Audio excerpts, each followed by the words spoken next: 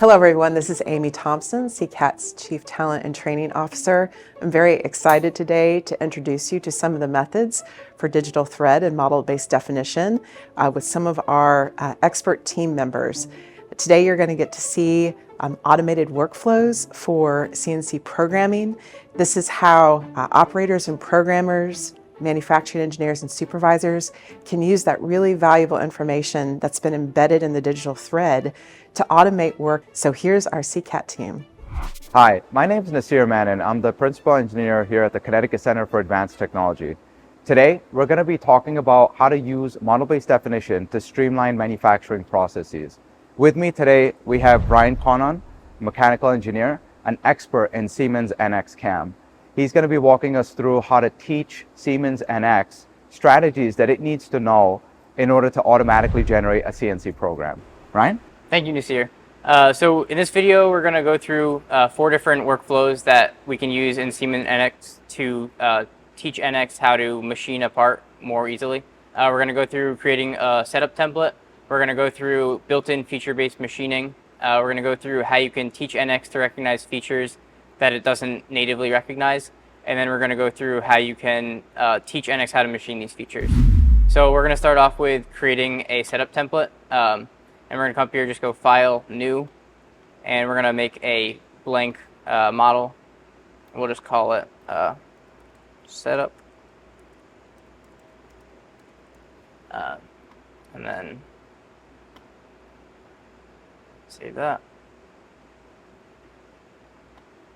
And we're going to come over here and just Application, Launch Manufacturing. And we can leave the defaults here set. So the CAM session configuration is CAM General, and the setup template to create right now is Mill Planner. Just click OK.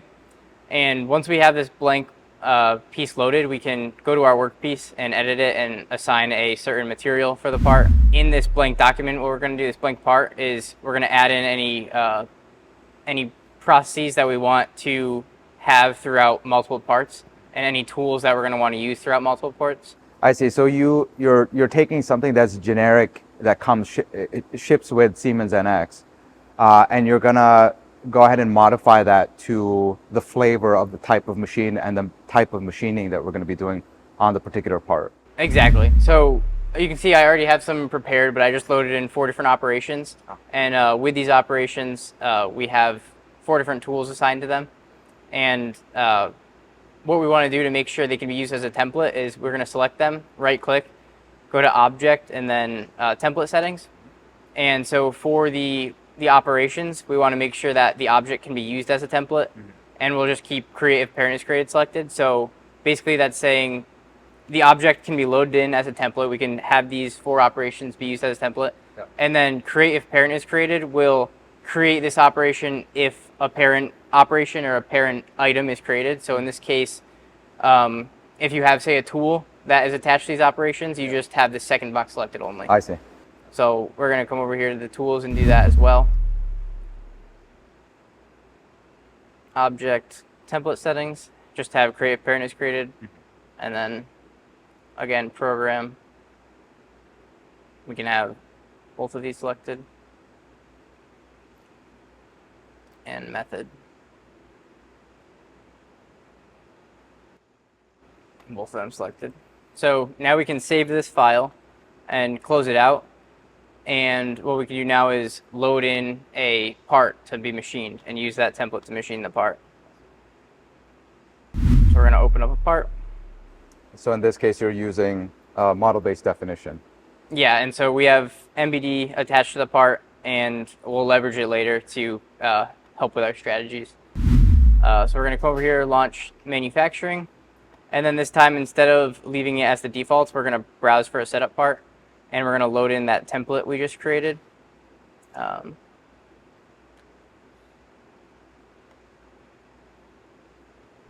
So you can see off the bat when you come here, we automatically have our tools loaded in. Under our workpiece, there's some operations already attached to it. And what we're going to want to do, just like with any CAM part, is we're going to come to the workpiece, edit it, and assign our part in our blank. I see. So basically what this template is giving you the ability to do is skip some of the regular operations that you would set for this kind of part. So like I see adaptive milling in here, which is you're going to be clearing a lot of the material that's there. And then some of the more kind of semi-finishing and finishing operations that you would typically do on this part. So instead of repeating that over and over, the template kind of does that for you in a button click. Exactly. So I'm going to generate these operations, and only the first one is going to generate because the other three require geometry to be selected. But you're going to see when I generate the first one, the error that NX gives you will suggest that you should select the geometry for the operation. I see. And that's how someone who uses this template would know, like, oh, okay, let me make sure I pick the right parts on the part I'm machining. In that way, it's almost you're encoding instructions to some degree. Yeah, exactly. So we have an error, but the first one was generated. We'll view the error, and it says floor or wall must be specified. Floor or wall must be specified. So we're going to open up these operations. Mill finish bottom, so that's the bottom part of the part. And we'll just specify the faces we want. So see that finish is good. I see. And then we're going to do the same on the top.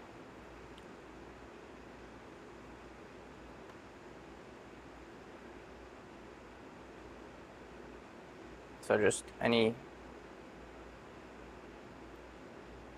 Perfect. And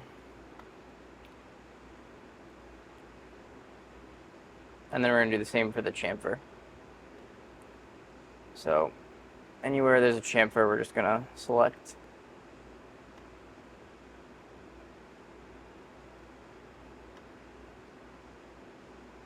Nice. So from the template, we have the initial tool paths generated. And the next thing we're going to want to do is come over here to the machining feature navigator and find features. So in the find feature window, you have a bunch of different options you can select.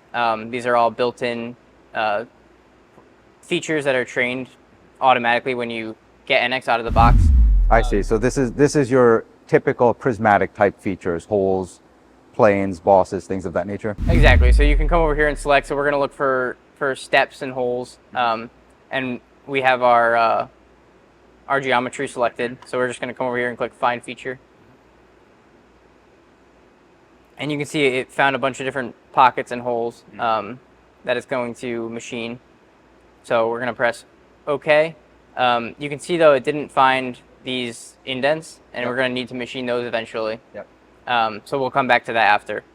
But basically we have our features found, and we can select them all and then create feature processes. Now this is where the operation sets come in. These are all operation sets that are already taught to NX. So it already knows how to do these things, and we're just going to utilize those to create our feature processes. So I see that it's calling it from the machining knowledge editor or machining knowledge database. So it just created these four little feature groups, and each feature group has a bunch of automatically generated operations. So we can come over here and just select the feature groups and generate them. Accept the paths, and that's fine. It's just a warning. So all of our operations were generated. So at this point, we can just see what we have if we want to come over here and verify the toolpath. Wow. In a matter of a few minutes, you've got practically the entire part machining program set. So yeah, our part is almost finished, but we definitely want to machine these two little indents here. And what we're going to want to do is teach NX to recognize them, because if we have another part, we want it to recognize them in the future. So we're going to come back over to the machining feature navigator, right click, and do teach features. And this is the workflow that we're going to go through, but best practices is to open a teach part. So we're just going to open another part with that feature already on it. So you can see we have this same feature on a different part, and we have some PMI attached to it. And again, we're just going to launch manufacturing.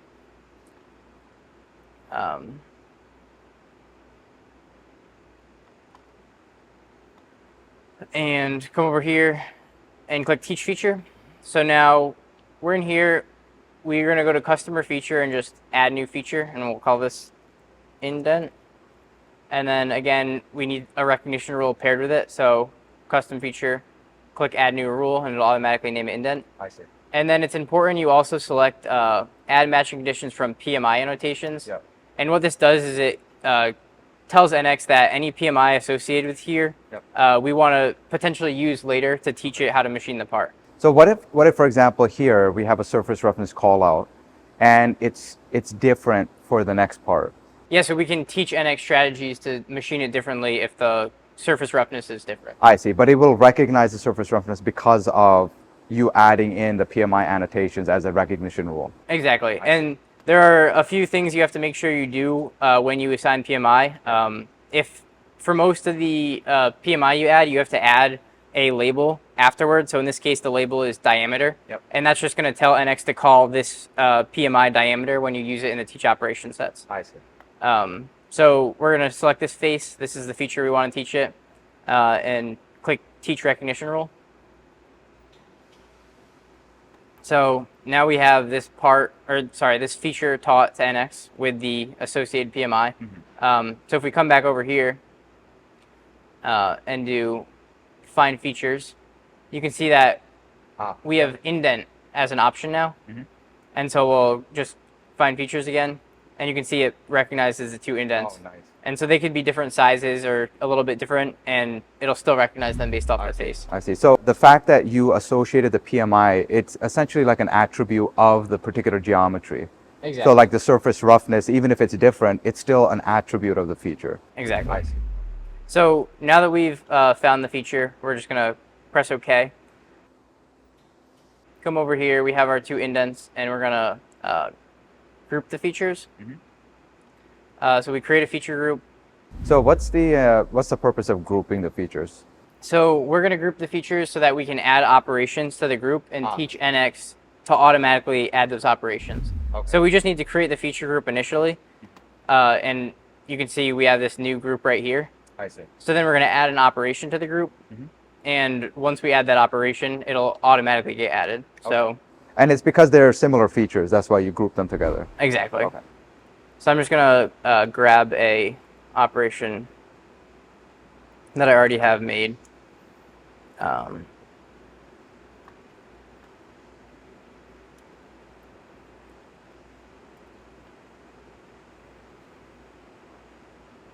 So you can see the feature group is associated with the feature. Okay. We have this area mill associated with the indent feature. Yep. And what we want to do is we want to teach NX to always have this indent associated. So we're going to come over here, object, teach operation sets, and maybe we'll want to add some conditions to when this is going to be generated. So we'll add a condition for a loose tolerance and a tight tolerance. So you can see before the PMI we had was surface finish and diameter, and you can see now those are parameters. So any PMI you add will become parameters here. I see. And what we'll do is we'll say if the upper plus the lower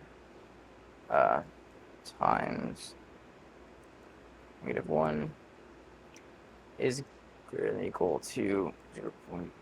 So we're saying if the total tolerance is greater than or equal to 10 thousandths, we'll generate this operation. I see. And that's what we're going to teach NX to do. Mm-hmm. So you're just going to click teach mapping rule, mm-hmm. Apply. And now we're going to copy this and create another feature group, mm-hmm. for a tight tolerance. So we'll just rename this. And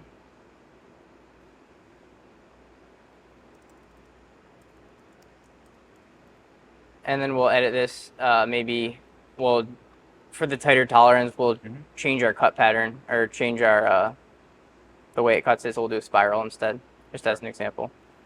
And similarly, if you have, for example, a different surface roughness call out on it. So if it needs to be a smoother surface, you can change the step over Exactly. You can assign different rules to it and have it generate a completely different operation if you want it to. Okay. So we just have to make sure the features are selected. And then we're going to come in here again and do object. We'll grab our old teach operation sets. We'll grab the rule that we just taught it so we can reuse it. So object, teach operation sets, come here, paste this in, but now it'll be less than 10 thousandths. Yep. Teach, apply. And what we'll do is we'll delete these,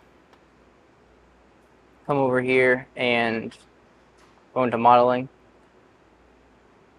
and just add quickly a radius call out on one of these. So I'll do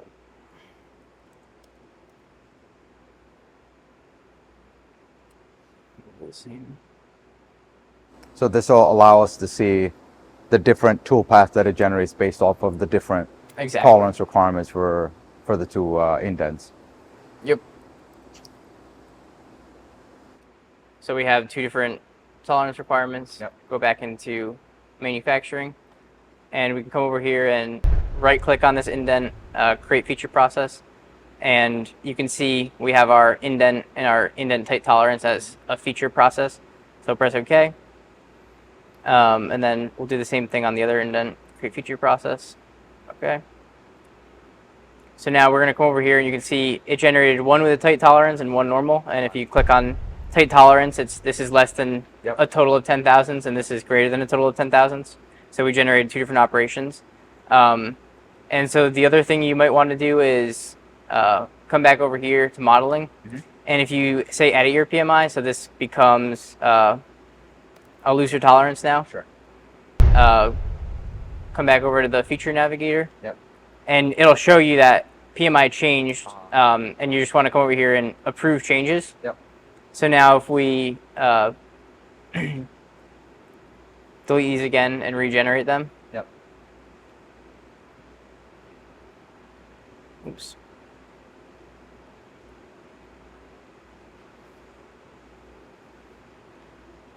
You can see that it used the PMI, and now it's just machining both of the indents in one.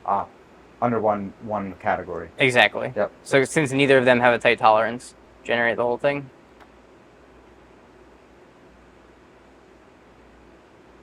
And our part is fully machined. So we have the features taught, we recognize the out-of-the-box features, and we used our setup template to machine the whole part. So what if, for example, in the case of these pockets, I see that one of them on the width, there's a different tolerance than the other one.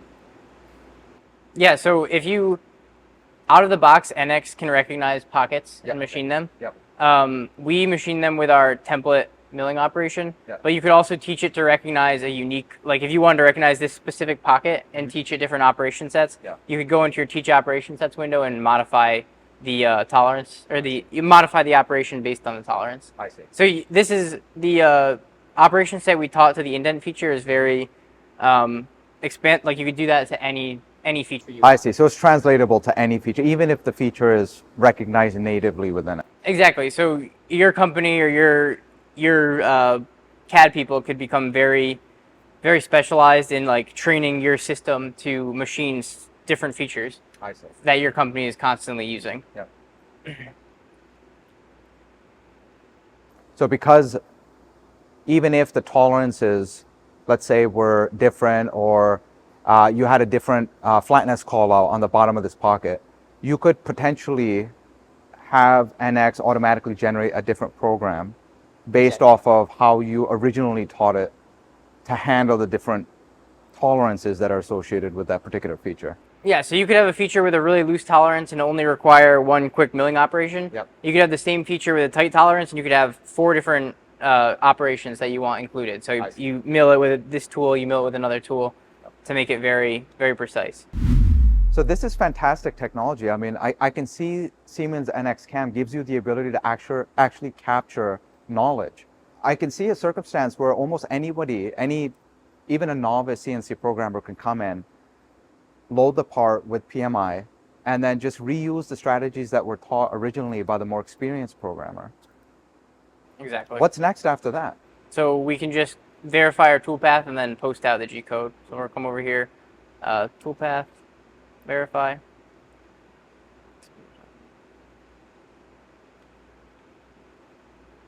Wow, what an incredible time savings. Yeah. Just a few mouse clicks and you're got the whole program generated. And not only that, but actually teaching a feature is not very complicated at all. Very straightforward. You can set up your rules, and I see a lot of potential, a lot of great capability built into Siemens NX CAM. Yeah, it's nice because you don't have to write any scripts anymore. You can just use the interface they have to teach it features and operations. So we've verified now the toolpath using the simulation. What's next? We're just gonna post out the code. So we come over here, right click on our workpiece, come post process, select our post processor. We're gonna use the 840D, and then just press apply. So in this case, we're posting out for the track machine tool, which uses Cinemeric 1 control. This is why you chose the 840D post processor. So in this configuration, we're just doing, on this particular part, because of the geometry, it's just simple 3-axis milling. Exactly. So thanks, Ryan, for walking us through the process of teaching Siemens NX CAM the strategies that it needs to know how to machine this part. Very straightforward. There's no coding involved. You're literally teaching the software to recognize features that it doesn't out of the box. You can assign specific attributes to those features by leveraging the PMI, the model-based definition that's attached to the geometry. Really appreciate you walking us through this process. Very straightforward, very simple, and I can see a ton of time savings. Yeah. I feel like I can come in here, load a part, and literally just click a few mouse clicks and generate an entire program. Yeah, it makes it much faster. So thanks for watching this demonstration. So you can come and participate in Digital Thread Lab training courses and learn how to implement this method yourself. This course is taught on Digital Manufacturing Week and the Digital Thread Lab, which is the second week of every month for the next year. So come participate.